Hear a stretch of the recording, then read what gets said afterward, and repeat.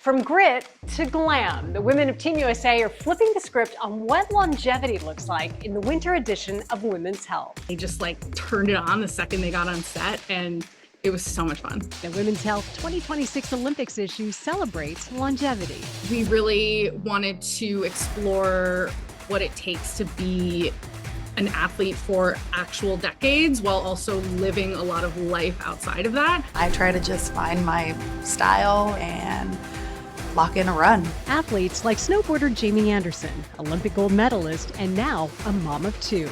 She's sort of still getting into her flow of how she's training and also being a mom. But at the same time, she's so much stronger. Cover model Chloe Kim left the last Olympics with more than just a gold medal in the halfpipe. She was so blunt about burnout. She really was she it's not enough to just be the best. She wanted to really love it, and she does now. Peak performance means new things. It's not just medals, it's mental health, motherhood, rest, and redefining success. On This Time to Ask, the road to Milan Cortina, proof that it's never too late to pivot careers, even if you're an athlete. How female athletes are fitting in or making backup plans for kids.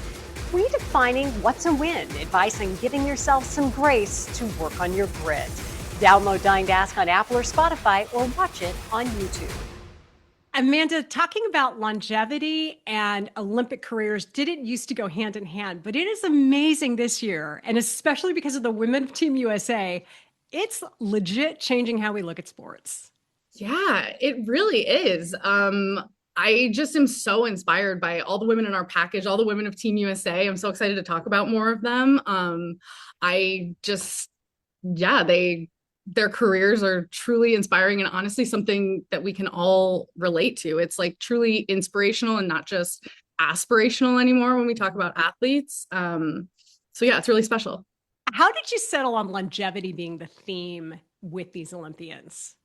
Well, I think it's something that our audience can really relate to. I mean, we do things all the time for years and years and years. We dedicate lots of time to whatever our career is, our craft, or, our life, being parents, being friends, being anything.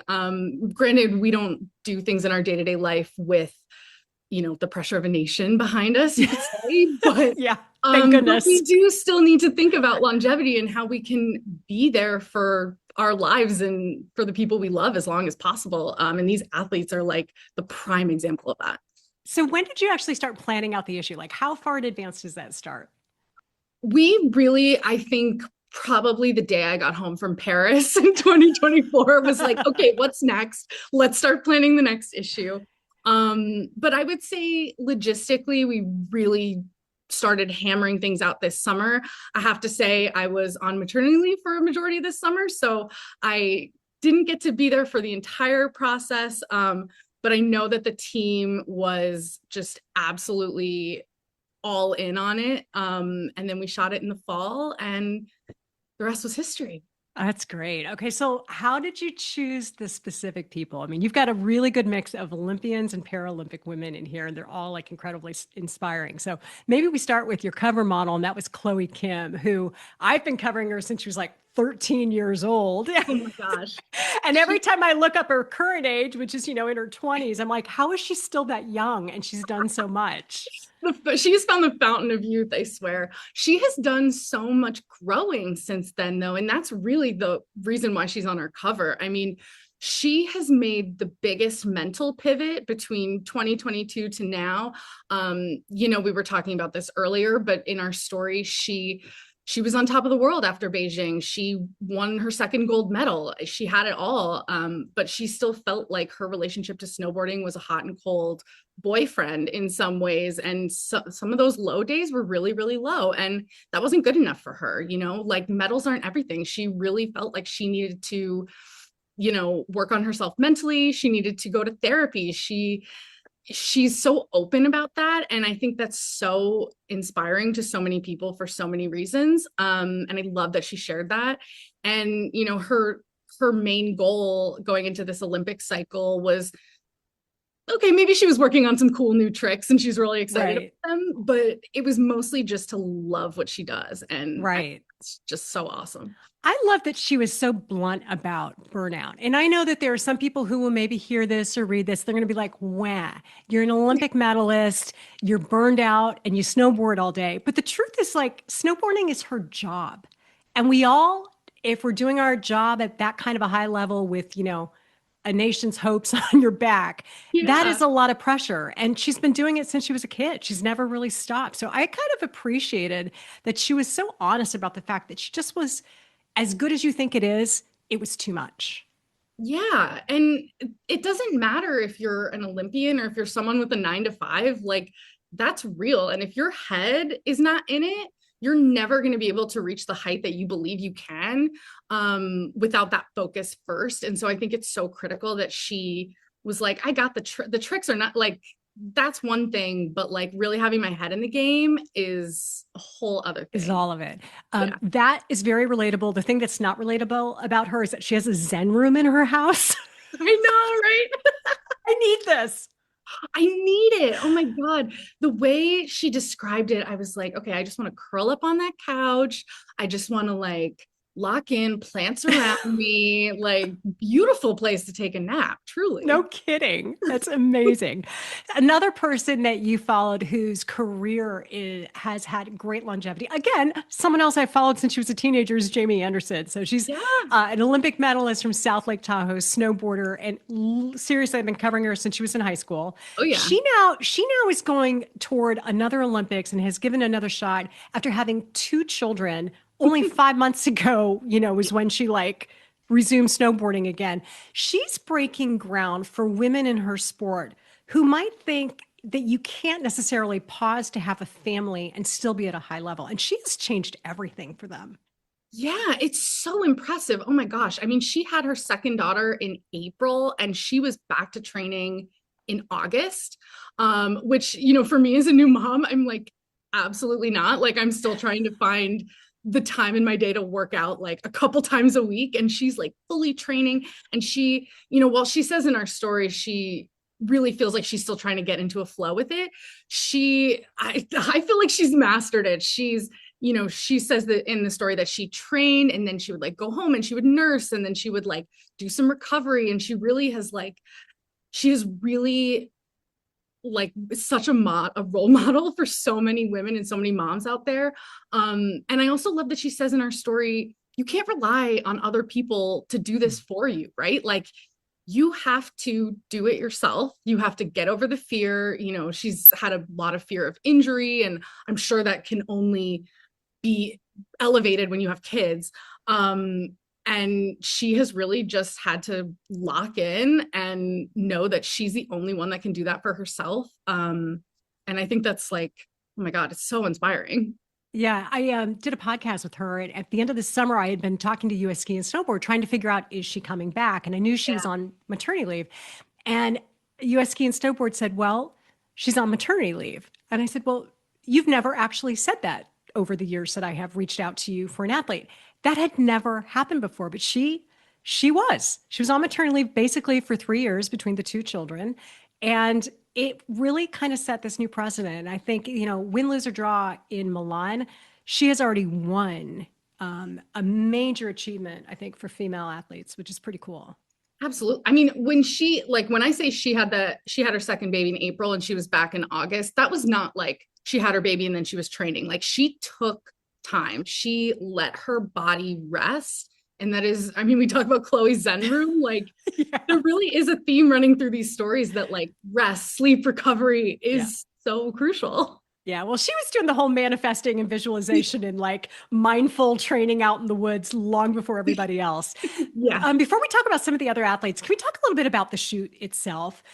These athletes might think that training is hard, but so is like being a cover model and going through one of these like very involved magazine shoots. Probably harder for them, I would say. Maybe so, a lot more glam for sure. But what was it like behind the scenes?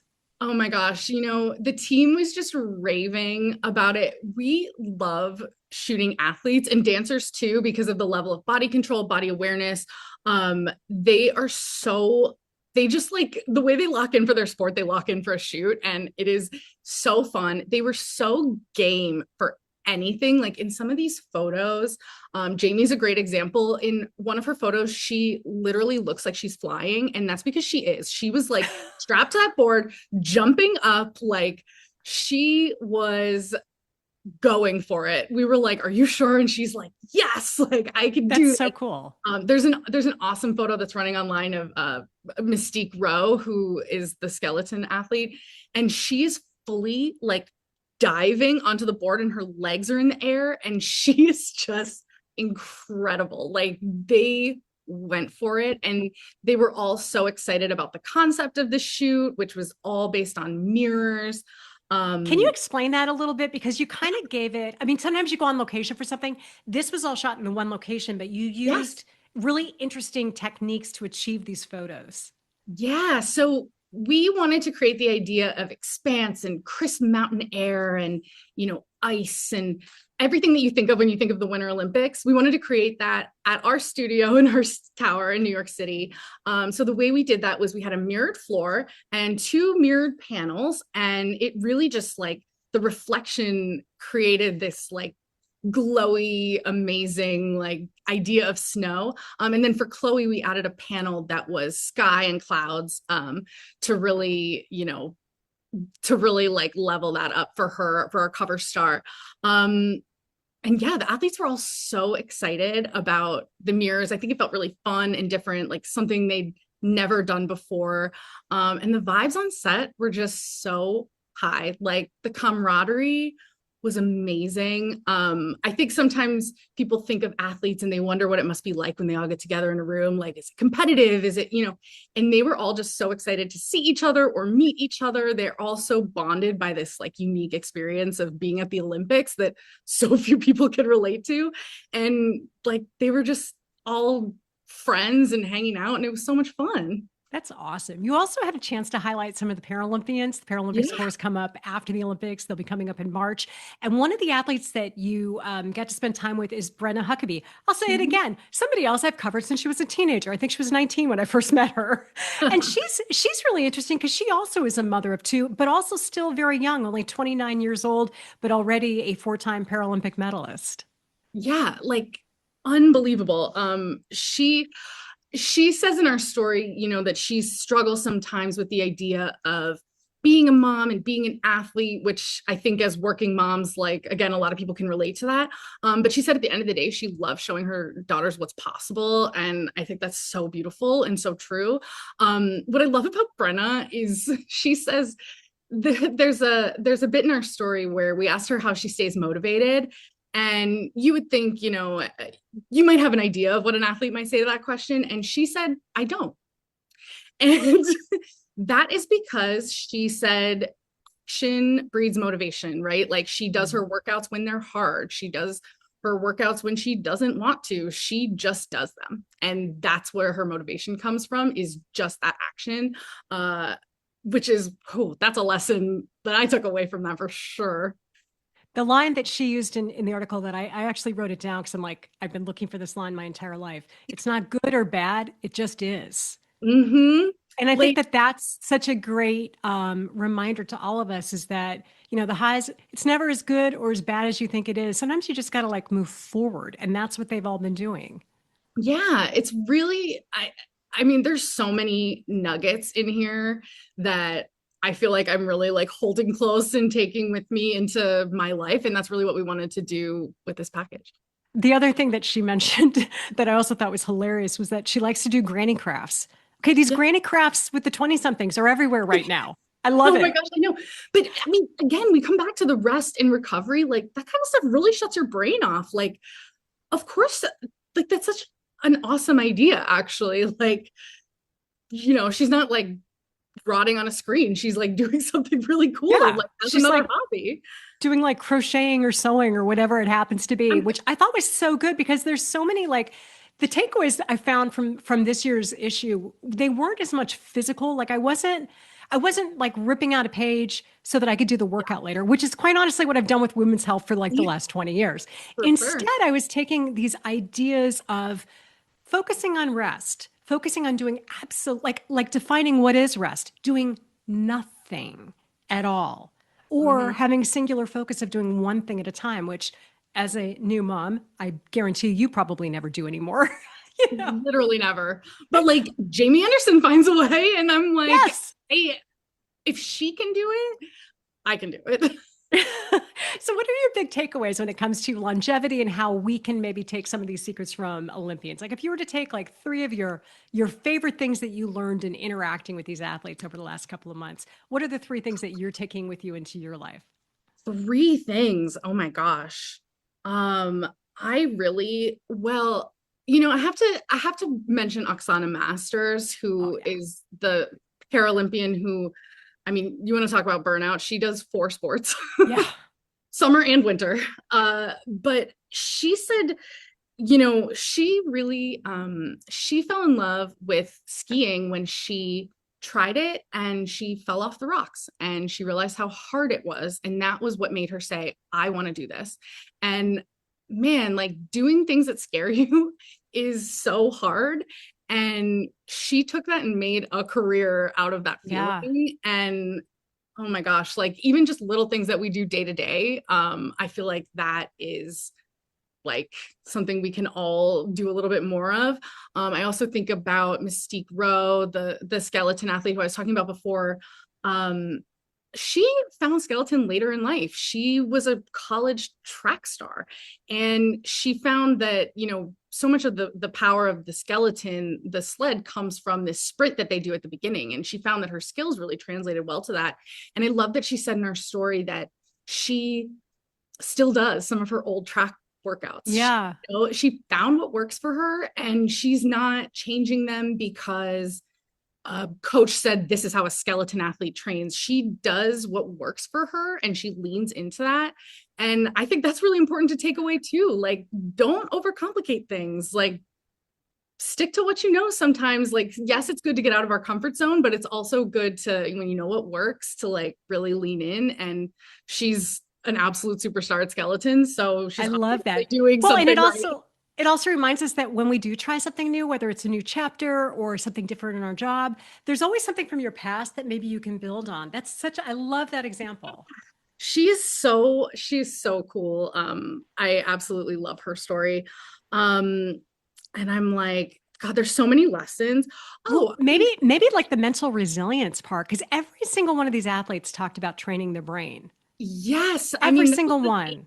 That was the theme through all of it, is that, and we talked about this with Chloe too, like you can be so good physically, but you really have to have the mental part locked in.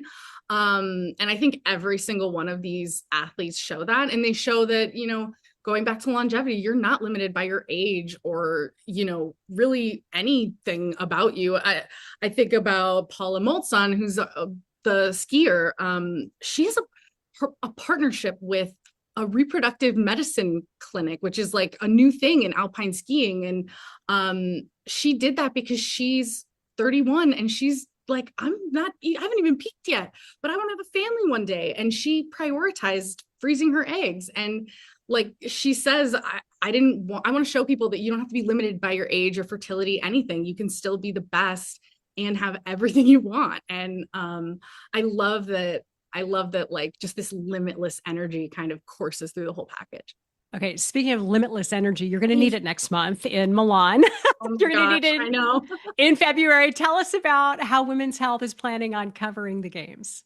Yeah, well, we've been covering sports at Women's Health. I mean, I've been here almost a decade and it's always been part of our DNA, but really been ramping it up in the last couple of years. Our audience has been really responding to it. And, one of the things I love about our coverage is that we don't really do traditional like recaps, box scores. We really dive into who these athletes are, behind all of that, and not just the athletes but coaches and other women in sport who are really like elevating the game. So we're going to do more of that in Milan, and I'm so excited. We're going to do a ton of social content. There will be 2 of us out there. Our executive health and fitness director Jacqueline Andriakos will also be with me on the ground. So yeah, we're going to make a ton of video, we're going to write a ton of stories, we're going to hang out with some of these athletes past, present, and really get to know them and show people what it's really like to be in Milan behind the scenes. What are you most looking forward to eating in Italy? God. Deirdre, All the everything. things. Everything. I am having pasta for breakfast, lunch, and Mm-hmm. dinner. Yeah, there's no better place. No, there I'm really Italian, isn't. so Oh, perfect. I'm like, feed me. Yeah, there are some locations for the Winter Olympics that, have truthfully been a little bit more challenging. This is not one of them. Oh, this is like the best part about the Olympics for me though, is like exploring a new city and, because I've never been to Milan. So it's like, it's not just the sports, it's like the culture and everyone coming together over a plate of pasta and sports. Like Little glass of wine. There's literally nothing better on earth than that. No, there really isn't. There really isn't. Well, I can't wait to meet you in person. Looking forward to seeing it. And for people who would like to check out what you guys have already created with this Women's Health Olympic coverage, where are the best places for people to catch it? Yeah, well, our winter 2026 issue is on stands now, starring Chloe Kim. You can follow all of our coverage at womenshealthmag.com and at Women's Health Mag on Instagram and TikTok and Facebook and X and all of the places. We also have a broadcast channel on Instagram called Behind the Sports, where we'll be sharing even more BTS sports specific stuff, because we know we have a lot of like sports enthusiasts that follow us. So yeah, we'll be all over. All right, we'll see you there. See ya. Thank you. Thanks for checking out Dying to Ask, The Road to Milan Cortina. You can take the show on the go by downloading it on Apple or Spotify, and you can always watch it on YouTube.